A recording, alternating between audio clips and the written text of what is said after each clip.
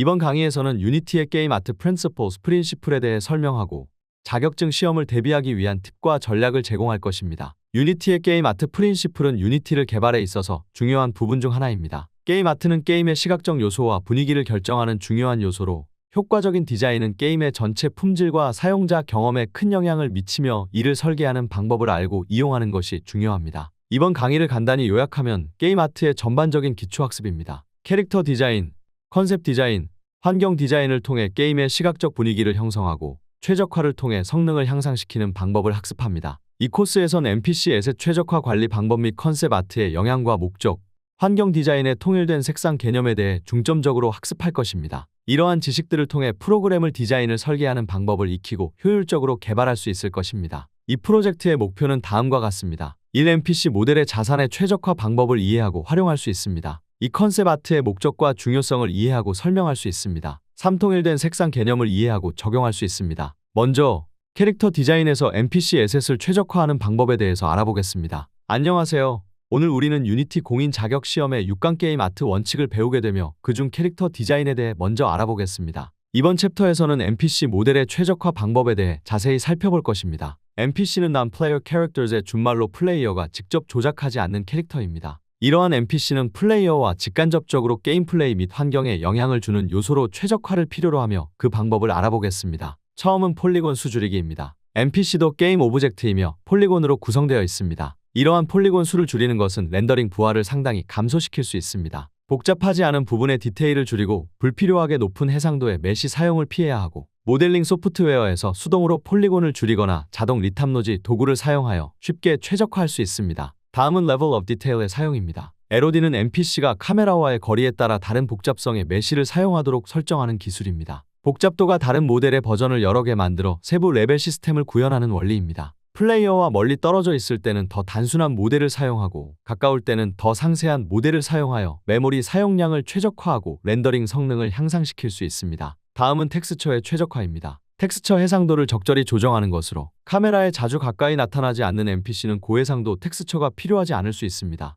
그래서 너무 높은 해상도의 텍스처는 불필요하게 많은 메모리를 차지하며 로딩 시간을 증가시킵니다. 그렇기에 텍스처를 압축하고 효율적인 텍스처 포맷을 사용하여 최적화합니다. 다음은 베이크된 텍스처의 사용입니다. 베이크란 3D 모델링 및 렌더링에서 사용하는 기술로 복잡한 계산 과정을 단순화하여 보다 효율적으로 그래픽을 처리하기 위해 사용됩니다. 이러한 베이크된 텍스처는 실시간 조명 계산 대신에 사용하여 조명과 그림자 효과를 사전에 계산하고 적용할 수 있으며 복잡한 애니메이션을 더 간단한 애니메이션으로 미리 구울 수 있습니다. 이는 특히 반복적인 동작을 수행하는 NPC에 대한 실시간 계산 부하를 줄일 수 있습니다. 베이크는 렌더링 시간을 줄이고 GPU 부하를 감소시킵니다. 다음은 메쉬 병합입니다. 말의 뜻 그래도 오브젝트에 메쉬를 합치는 것으로 유니티에서는 오브젝트를 출력하기 위해서 CPU가 GPU에게 명령을 내리는 드로우 콜이 발생합니다. 메쉬가 많으면 드로우 콜이 길어지게 되는데 이때 게임 오브젝트가 여러 메쉬 부분으로 구성되어 있다면 이를 하나로 병합하여 드로우 콜을 줄이는 것도 NPC 모델을 최적화하는 데 도움이 됩니다. 특히 같은 텍스처를 사용하는 여러 메쉬를 하나로 합치면 효율적입니다. 다음은 재질 최적화입니다. 사용하는 재질과 쉐이더의 수를 줄이는 방법으로 메쉬의 개수와 재질의 개수에 따라 드로우 콜은 증가하게 됩니다. 따라서 여러 NPC의 하나의 공통된 재질을 사용하면 드로우 콜을 감소시키고 배치 처리를 개선할 수 있습니다. 다음은 아틀라스 텍스처 사용입니다. 여러 작은 텍스처를 하나의 큰 텍스처로 결합하는 텍스처 아틀라스 기법을 사용합니다. 이 방법은 GPU가 처리해야 하는 텍스처 바인딩 수를 줄여 성능을 개선합니다. 마지막으로 컬링 기법 적용입니다. 컬링 기법은 보는 사람의 반대 방향을 향하는 폴리곤을 렌더링하지 않는 최적화 방법이며 프로스텀 컬링은 가장 기본이 되는 컬링 기법으로 전체 3차원 월드에서 카메라의 시야 범위에 포함된 것들만 렌더링하여 속도를 증가시킬 수 있으며 오클루전 컬링은 유니티가 다른 게임 오브젝트에 의해 뷰에서 완전히 가려진 즉 오클루전된 게임 오브젝트에 대한 렌더링 계산을 수행하지 못하도록 하는 프로세스입니다. 이렇게 컬링을 이용하여 카메라 뷰에 보이는 NPC만 처리하고 렌더링하도록 합니다. 이는 플레이어에게 보이지 않는 NPC에 대한 자원 낭비를 방지합니다. 두 번째는 콘셉트 디자인에서 아트 선택이 분위기에 미치는 영향과 컨셉 아트의 목적에 대해서 알아보겠습니다. 이번에는 컨셉 디자인에 대해 알아보겠습니다. 컨셉 아트 선택이 분위기에 미치는 영향과 컨셉 아트의 목적을 배우게 됩니다. 색상 팔레트는 프로젝트의 전반적인 분위기와 감정에 큰 영향을 미칩니다. 색상이 어떻게 분위기를 조성하는지 요약해보면 다음과 같습니다. 빨강, 주황,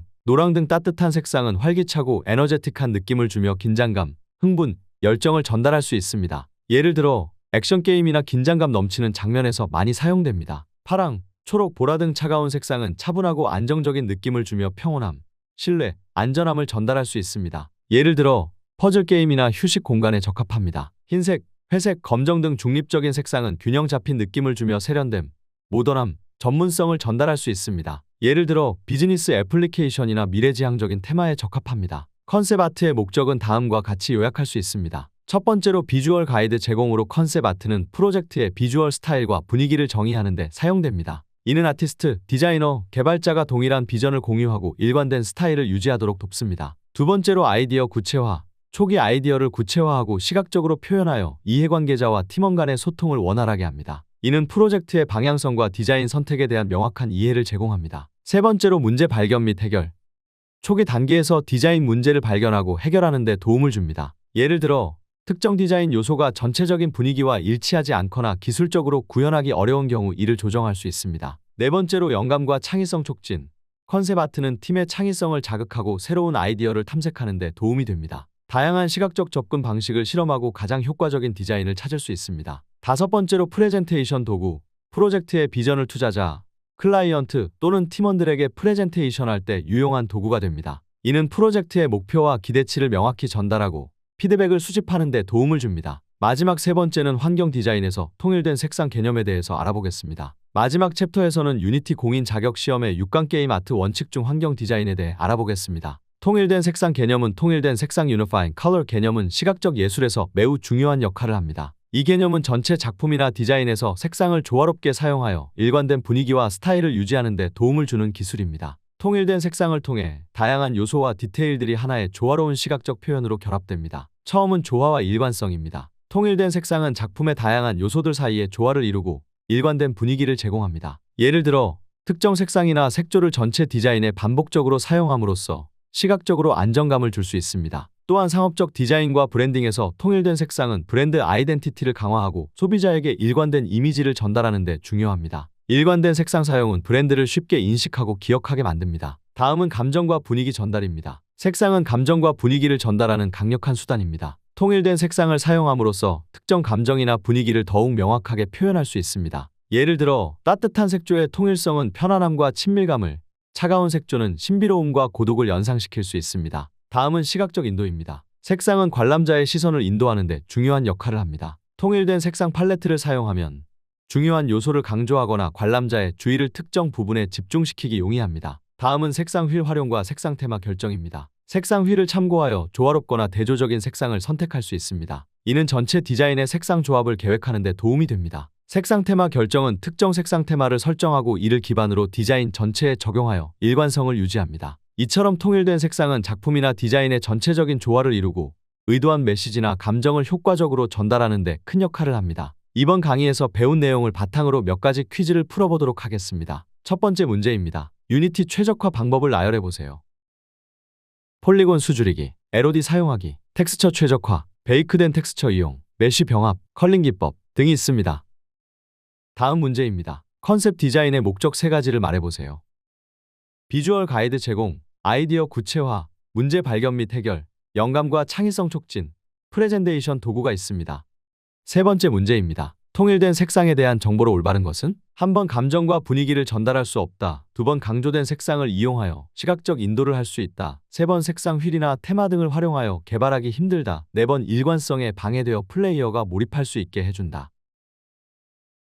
정답은 두 번 강조된 색상을 이용하여 시각적 인도를 할 수 있다. 입니다. 강의를 마무리하기에 앞서 지금까지 배운 내용을 간단하게 요약해 정리해 보겠습니다. 이번 강의는 Unity Certified Associate 자격증 시험 대비 강의로 게임 아트 원칙에 대해 다루었습니다. 캐릭터 디자인, 콘셉트 디자인, 환경 디자인을 통해 게임의 시각적 분위기를 형성하고 최적화를 통해 성능을 향상시키는 방법을 학습했습니다. 특히 폴리곤 수줄이기, LOD 사용, 텍스처 최적화 등의 기술을 중점적으로 다루며 효과적인 디자인이 게임의 전체 품질과 사용자 경험에 큰 영향을 미친다는 점을 강조했습니다. 이상으로 게임 아트 원칙에 대한 강의를 마치겠습니다. 오늘 배운 내용을 잘 활용해서 유니티에서 더 효율적으로 작업할 수 있길 바랍니다. 게임 아트 원칙을 잘 이해하고 활용하면 개발 생산성을 크게 높일 수 있습니다. 감사합니다.